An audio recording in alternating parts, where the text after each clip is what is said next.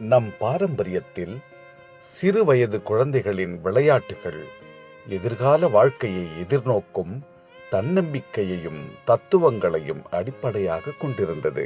கயிறு தாவுதல், ஒட்டுமொத்த உடலின் ஆரோக்கியம், பாண்டி அதாவது நொண்டி ஆட்டம், கால்களின் வலிமைக்கு ஆரம்பம், ஒரு குடம் தண்ணீர், ஒற்றுமை கற்பிக்கும் உற்சாகம், பல்லாங்குழி, கணிதம் வளர்க்கும் சிந்தனை, பச்சை குதிரை தாண்டுதல் அதாவது மணி ஆவியம், முறையான முயற்சியில் முன்னேற்றம், ஒளிந்து விளையாடுதல், தன்னம்பிக்கை, தைரியத்தின் உரம், தட்டாங்கல் அதாவது கல்லாங்காய், ஒரே நேர்கோட்டில் கவனம், சிலம்பாட்டம், வீரம், விவேகம், பெருமைக்கு முதற்படி, உரியடித்தல், இடையூறுகளையும் ஏமாற்றங்களையும் கடந்து மகிழ்தல்.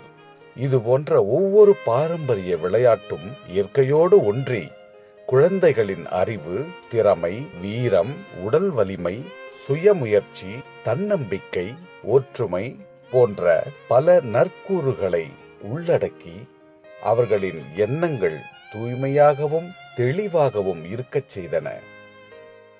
இயற்கையாகவே வியர்க்க வைத்து ஆரோக்கியம் அளித்த நம் பாரம்பரிய விளையாட்டுகளை எல்லாம் நவீன விளையாட்டினுள் தொலைத்துவிட்டோம். முயன்றிடுவோம் மீட்டெடுக்க, முனைந்திடுவோம் கற்றுத்தர நம் தமிழரின் பாரம்பரியத்தை.